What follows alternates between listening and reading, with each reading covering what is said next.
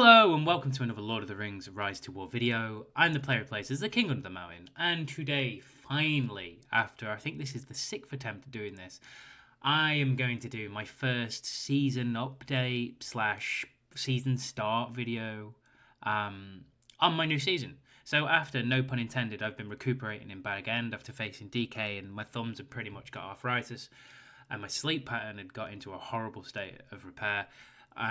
I'm kind of back and a little bit fresher at this stage. So I just wanted to start by saying we're going to go through the normal stuff. So we're going to go through the leaderboards. We're going to go through the teams in the server. We're going to go through what's happened to some of the teams in the server because there's been some exciting changes, particularly around the team I play in.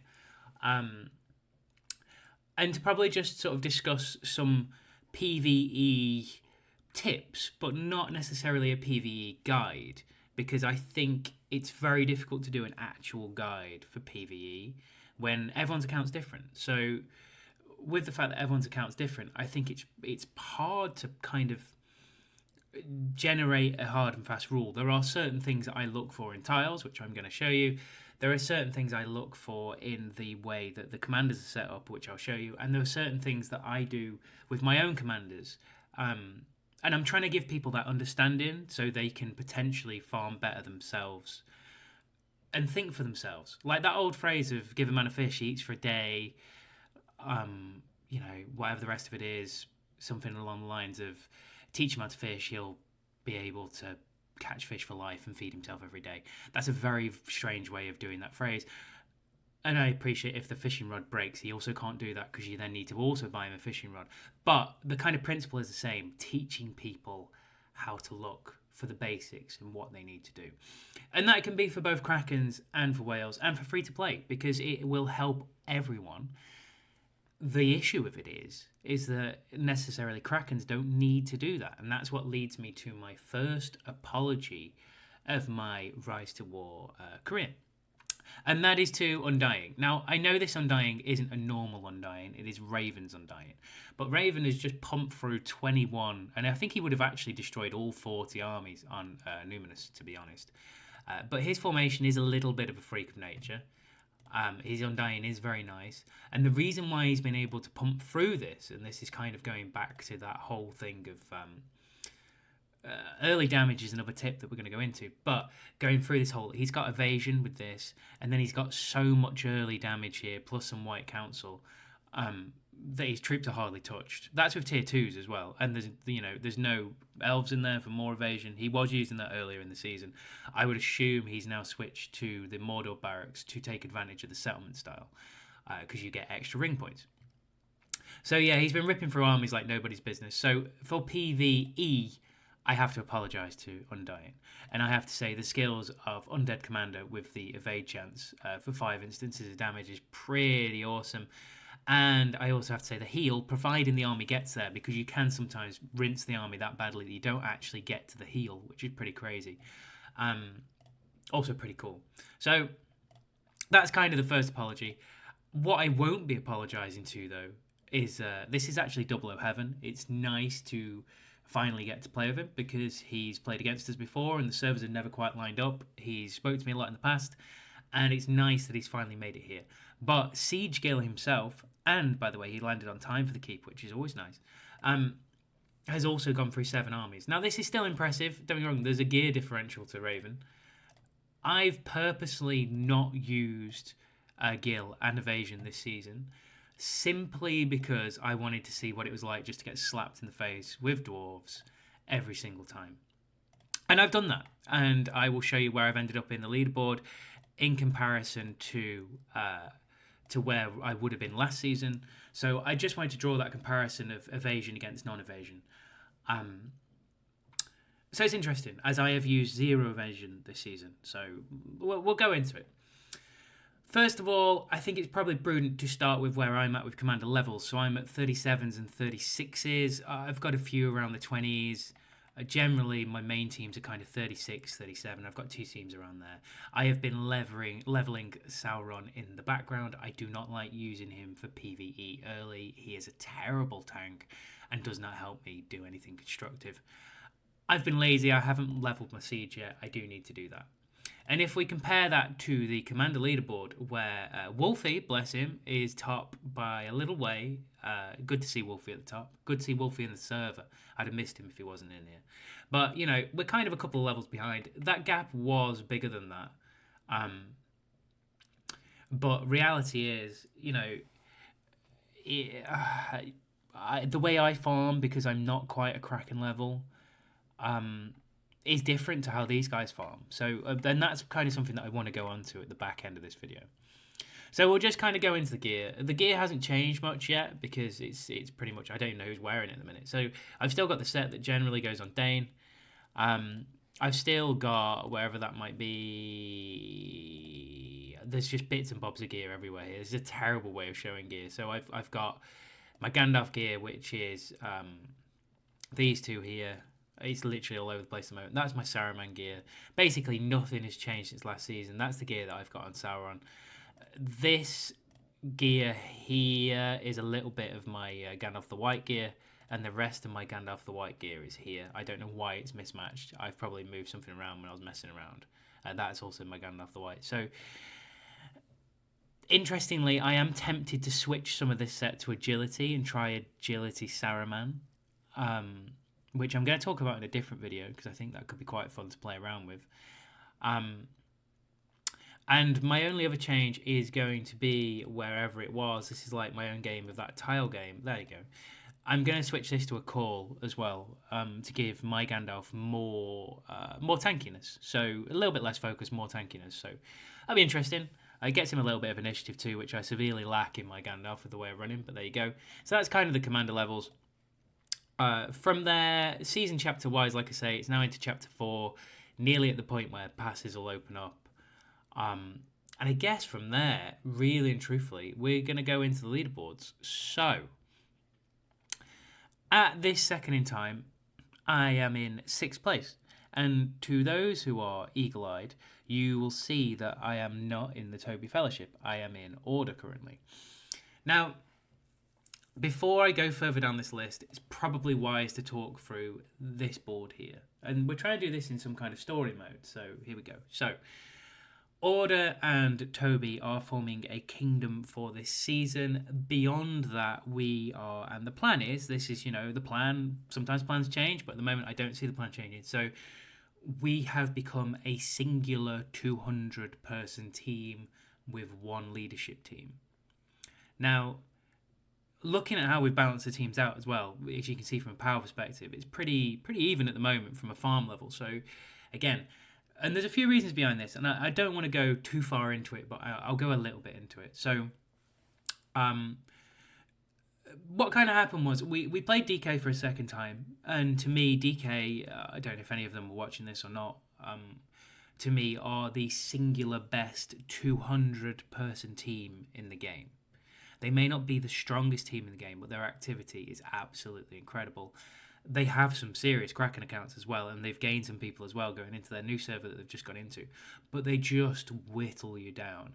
And the decisions they can make, from what I can glean, because they have a singular leadership team, allows them to be very flexible and move very quickly.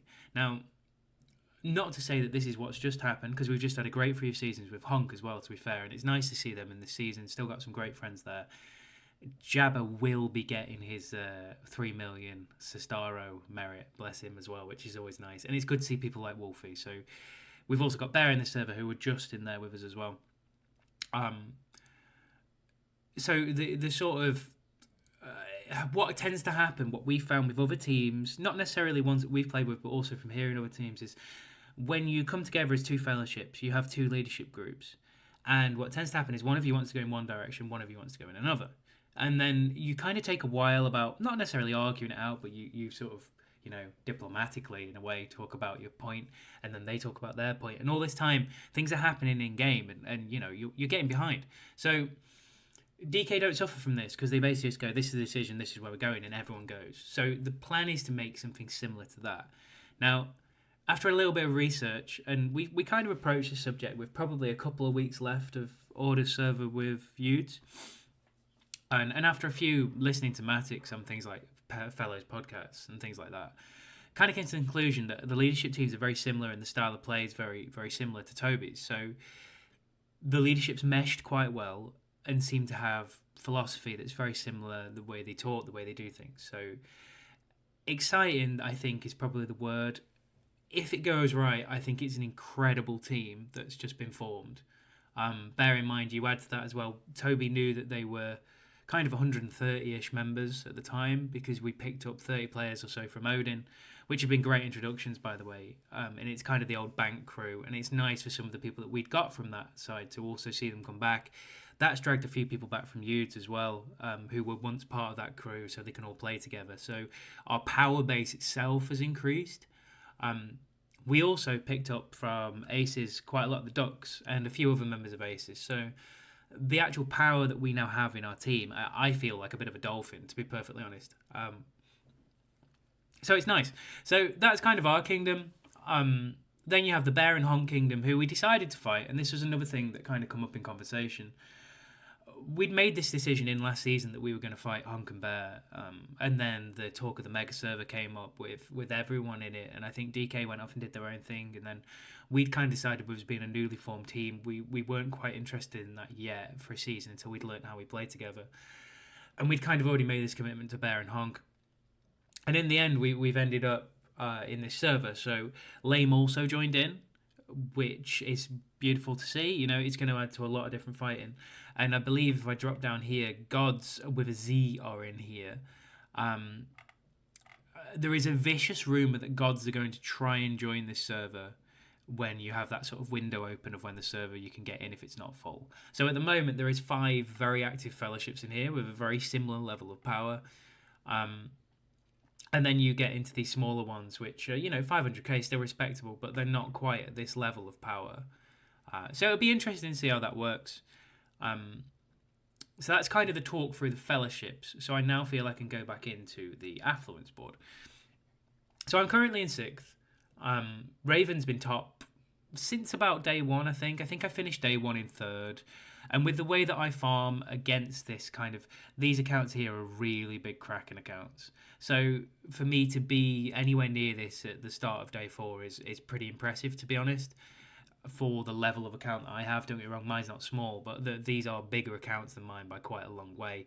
This is a really impressive result, by the way, by Double O Heaven, up in 8th as well, which is really good. You have Matix in 12th, and trust me, I don't know the reasons behind it, but they've all named themselves female celebrities, which makes fellowship chats and things really weird. So that's a different story. And then you've got Carb, who cried like a baby on day 1 when his barracks broke, so he's actually on a different account at the moment, but I believe he's stopped that now, and he's very happy again, which is nice. So it's good to see Carbs happy. So this is the top 20. There is a lot of Order, there is a lot of Honk, there is a lot of Bear, there is a lot of Lame. You will go down and you'll see the top 50. A couple of people from Youths sneaking into us. Bonnie Blues made it in. And then you have Price also from Youths in here. Great to see him coming over. The players that we've had come over have fitted in really nice as well, which is always good. And some really respectable results in there for the top 50. And that's that. Commander-wise, and this is what I'm talking about, people like Wolfie's commanders are incredible. His account's pretty sickening, to be perfectly honest. And this is the kind of stuff that we're dealing with at the top end. So you've got Theo here, who, again, really good account. You have BSA up there with level 39s. I'm pretty sure, I hope he's still not using Attack Gill, which is not there, thankfully. This is the old Ogre account. So, again, really strong account. So there's lots of strong accounts in here. Najay's in here as well. Price has got one of the most beautiful looking accounts that I've seen for a while as well. This Dane's absolutely disgusting with his stun immunity, bringing us back to the Dane being better than Bjorn debate. Here's BSA's Gil. Is it still attack Gil? It's still got some attack in there, bless him. Not as much as what it had though, so I'm quite happy about that. Space Nets is a guy I haven't seen for a while as well, so there's a lot of people in the server. It's going to be really active and it's going to be a big fight.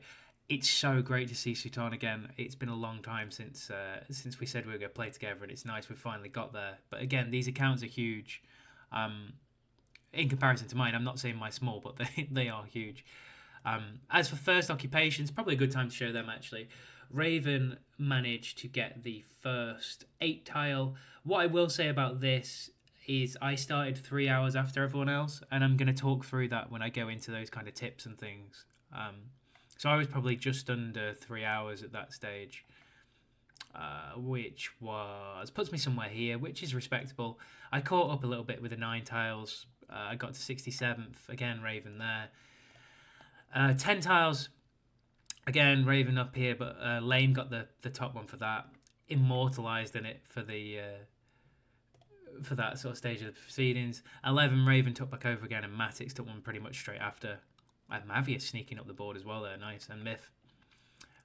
So I was 111th on that one. I literally took probably the last one around me, and that was that.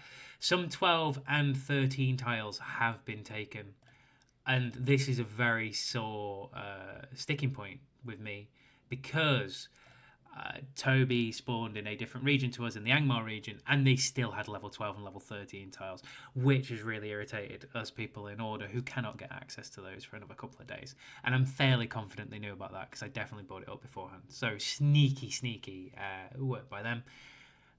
It's great to see 200 people interacting with each other as well, which is nice. And having that little bit of banter. So they're the fellowships, they're the commanders, that's the personal leaderboard. And I guess really the only thing that I kind of wanted to do from there was I wanted to talk through some farming methods, and I wanted to talk through some settlement style options and things like that. So this season I started with dwarves, and I've stuck with dwarves, and it's not so bad now because the T4 options that you can get from the barracks that are in here. So if you upgrade any barracks now to 10, you can now get the elite diplomacy, and then you can start getting T4 units from any of the barracks you've got here. It's nice to see the peculiar creatures quarter, which is quite cool. So you can allot your own fell beasts. Pretty costly, but worthwhile. So it's nice.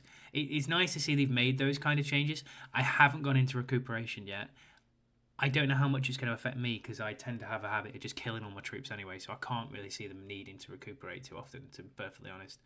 I'm going to try and find a workaround for it, though, because I know people are having a good old complaint about that.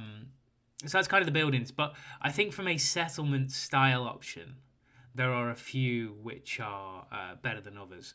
And I would say the Dwarven one is one, particularly when you start getting to the sub-skills of the settlement. So conscription time of dwarves are still a very powerful unit, so that's a great settlement style. The other ones for me that are useful are the Morgul Orc one, and this is why you'll see Raven using Morgul Orcs currently, because you're getting an extra 20% ability points. I will switch to this at some point in probably the next day or so, because I think that is early game the most powerful one, and probably even late game now, to be honest, considering you can get any tier 4 you want anyway. Dunedain is a strong option, and the Swan Knight. Obviously, it's good earlier on when you're gathering, but after you've gone through earlier on, kind of becomes a little bit pointless. The other ones, obviously, that people use are the Elven style one. The sub skill isn't exactly great, but people use Elves with Gil, and they get a lot of evasion. So there's that one that's quite useful. Other than that, I wouldn't necessarily say much of them are too useful, apart from being situational. If you started in Rune, for example, or in the Rune areas, this one's very useful because you're getting that 12% damage increase. This is probably okay-ish, but I don't think it makes too much of a difference. The Urukai one, again, is quite good in late game because you've got the minus 10% conscription cost and you've got plus 10% barracks. So now that you can get T4s, I would say the Urukai one's actually got quite high up. Probably higher than the Dwarven settlement, to be honest, because it's not linked just to dwarves. And I think that's all of them. Oh, the Rohirrim one that no one really talks about, but completely useless, I would say, is probably the key to to that one. So anyway, that's where we're at. So that was kind of the first tip involving settlements. I think that's probably the best view there. I'm not saying it's perfect, but it's probably the best view. And then I just wanted to go through some rules around farming itself and to try and give people that understanding of how certain things work. So what I look for in tiles when I'm going to hit them is either I want a unit counter on them. So on these, I would like to use medium units potentially on my damage dealers. Not necessarily on my tanks. There's no need for that necessarily. So on my damage dealers, I'd like to use a counter or a same type of unit. So if I'm using smalls, which you start with in most barracks, to be honest, apart from I think it's just the Rohirrim one, I will look to hit large units or small units. My next tip for pretty much everyone, and I am trying to keep this kind of loosely based, is look for commander skills that don't line up with either their equipment or look for commander skills that don't line up with the troop type that they've got. Now, what I mean by this is this skill here by Denethor is medium units, and he's using small, so he's basically wasted these 10 points. This one also has it's okay, but it also has a chance of actually doing something stupid to himself. So really, he's got 4 useful points and they could still damage himself. That's what I'm trying to say. You look for commanders with that kind of stuff, and this is how you maximize not losing your resources and your troops so much. I'm not saying it works every time, because I still die, but that's not the point. So the other thing is, even though he's taking less damage because of this divide and conquer set, he's not causing me much damage because he's only got command. So if there are damage dealers in this formation, like for example here, this damage skill, he's only getting command, he's not getting increased damage. So even though he might survive a little bit longer, he's not outputting the kind of damage that's going to hurt me. And that's the sort of thing that I look for, whereby either the gear doesn't match up with the damage dealer, so if you had a damage weapon on this, that skill would be more potent, for example, or that the troop type doesn't match up with the skill type. And there's multiple examples of this, whereby you'll get people like Arwen, again, focus damage skill, which has got a command weapon. So it's just not, it's 49 focus. She's not doing a great deal of damage to you there. Not that she do a great deal of damage to you anyway. And then you've obviously got Theoden, who again is trying to use mounted units. So these kind of things are important to look for. And, don't get me wrong, you can fail. This is my first level 10 tile. Again, I looked for a tile specifically, so I was using tier 1s here. I think I had these about half full, just to try and keep their health alive. I was looking for an army specifically that wouldn't cause me a great deal of damage and either had the unit counter or a similar unit type. And, that to me is a great result at that stage for level 25s. Yes, I did die, but we cleaned the tile up. Again, these are small units. We've looked in here. There is some damage on these, but I accepted that because, again, from the first side of it, the first army I knew was easy. So I knew this one was going to be harder, but I knew I was going to be able to take it down because I'd already got through one of the armies. The other thing I will say on this, again, is set effects. So, this is a physical damage dealer who is getting a Law of the Arcane skill, to which he's not putting out anything that's going to help him with. So again, some set effects are going to be more useful than others. And it's just a case of looking into those things, looking for things that will help your formation and not help theirs. And where was I at here? So this is a prime example of classic pieces of gear that don't add up properly. And I'm going to explain what I mean by that. So I'm using a very small amount of units here. So this piece here is very useless to me, apart from for the HP. I would be better off having something that gives me attack here for my commander. My problem is, obviously I hadn't got any hammers, and I don't have that piece of gear. I don't even have a purple with Perseverance anymore, actually, which I'll probably change for myself going into next season. So I've just accepted that I'm taking the set effect on by getting Perseverance full. So that's kind of my second tip is make sure your gear lines up with what you're trying to do. So on your tank, you give them the tank gear. So normally I would give Gandalf some kind of focus helm. He is my tank in this scenario, so I've given him command and unit defense. And obviously this protection set, so he is taking less damage.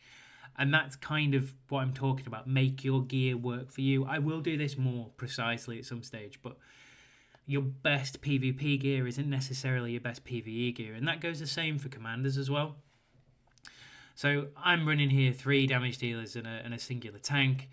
I went on, I think later on, if I look at another 200, it's probably one of these, I'm guessing. Yeah, there you go. So I went on then to using 2 tanks. Now, the reason why I wanted to use dwarves this season was so I could use Falcon. And Falcon then allows me to do something like this, where I can use double white council, which I completely understand is a little bit of a weird way of going about things. But reality is, with Falcon kind of acting like another version of white council for my dwarven units on another formation, I can do something like this, where I've got my focus gear on Gandalf, and then I've got my command gear on Gandalf the Grey. And basically, I can use Gandalf the Grey as a tank. I can get max White Council because obviously it combines the two, so that maxes it out. And as you can see from the tier 1 units here, he doesn't lose a great deal of them.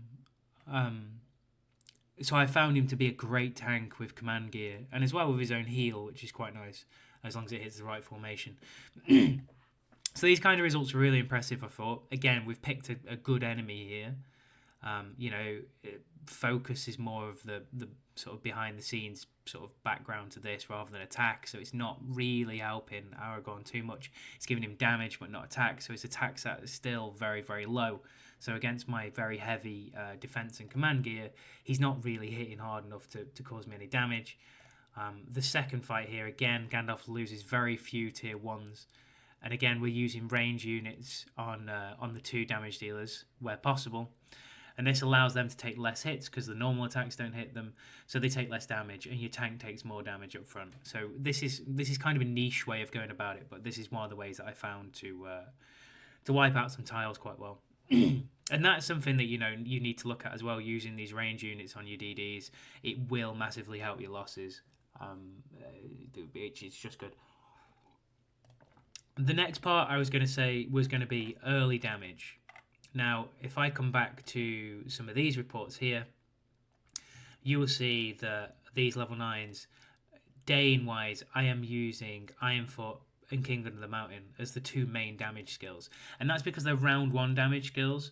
And Durin's Blood itself actually only procs for 2 formations about 30-ish, 33% of the time. So I tried to get 5 points in here for this plus 10% damage for 3 rounds. Then I go into this fully because then I'm getting the next instance of damage is 10%. And then I absolutely hammer it into here, so when it lines up, Ironfoot hits really hard. And then you've got the potential stun as well. So early damage is another key topic that I'd like to talk about. The commanders that you use, people like Shadow are so good because those first 5 rounds, they are so good with the dual blows. In fact, 6 rounds, sorry. So good with the dual blows. And skills like the Undertaker. So early damage is where you're at, where possible. And that's where, again, some commanders that you wouldn't necessarily use. So I've been using my Unascended Alerts pretty well. I don't know if I've dropped something in there, actually. Maybe I did drop something in there. So yeah, Unascended Alerts, doing a great job on level 9s, kicking out sort of 38k of damage. I don't like using Sauron, for example, on PvE until he gets to around about level 30. I've actually been sweeping a lot with him, but he's doing okay here. I've been using him on sweeping mobs with 1 troop on with a lot of focus just to try and increase the damage that I'm doing to the mobs. So he's done okay there as a tank, to be fair. But yeah, Alerts has been really good, I've found. And I've actually finally found a use for Scalhelm, which is okay for now in sort of PvE. If I look at this was a big failure of mine. And this is why I'm saying it's okay to fail. You can still be near the top and still fail tiles, but you have to try. So what happened was I walked 4 hours to get to a keep. And then after I'd got to the keep, I missed anyway. I just sieged. So I thought, well, while I'm here, I might as well get some Shire camps. And the camp completely owned me. So actually my 4-hour round trip yielded absolutely nothing. And this army hit me really hard, as I'd expect. Saruman absolutely obliterated me with his skills. And this is where Saruman and tiles is actually really sort of hard work. But he's also got Warcry and the Morgul Blade. So if I'd listened to my own advice, I probably wouldn't have hit that camp. And then I got took down by what is in effect a really weak-looking army, but I'd hit 2 counters with the Shire camp. 1 counter with the Shire camp, and that counter just literally just killed me off. So I didn't end up with Shire ponies, but someone got one pretty much for free, which, it is what it is. So that's kind of some failures. I just wanted to show some other versions of reports as well. So these are just mob hits. These have all got 1 troop on each of these. And then, obviously, Falgin, tanking. I'm doing a really good job as well at tanking. So these are all 1 troops. So that's good. Again, this was that one from earlier on. This is an 11 tile. And again, there, Gandalf hardly taking any damage. Really good job there. Again, I've hit the counter, but I know there's no damage in this formation, so I'm okay with that. And then in the second one, I have the counter on them, so I knew I was going to get through the tile. This is where perspective becomes your friend, and you can look for these things before you actually hit them. So I use it a lot. I look for armies like this where the skills don't line up, or the damage doesn't line up, or I've got the counter on the unit. Hopefully that makes sense. So I dropped a few more in here. Again, these are 9s with very little troop loss, considering this is quite early on, I suppose. When you do get countered, you do get killed using 3 commanders. So just be careful and use perspective a lot. I'd already lost pretty much my army at this stage to this tile because I'd hit the counter, and I didn't expect to lose that heavily, to be fair. Hence, pick your targets, and then it works out all right. So these were kind of early targets and early tiles. Again, in that first day, what's quite nice is your commanders can die. You can get the tile down to this point, and then on the draw, you come back to life because they're only a minute timer, and you end up killing the tile. So I guess it's a case of being brave, but those skills above, whales can get away with it a little bit more. Krakens can get away with it even more than that. You perhaps don't have to go into that detail with tiles, but if you do go into that detail with tiles, you will see that you increase your results and you get less losses. So I hope that makes sense. And now we're kind of sweeping 40 mobs now, and they're going fine. So the last thing really to look at, which I appreciate I didn't do at the time, and I will show you where I spawned. So again, don't worry too much about your spawn location. 50% of my area is seawater, which wasn't ideal, to be honest, and people laughed about that. So it's been pretty hard to get up the rankings, but the good thing was not too many people spawned around me because of this area being blocked off.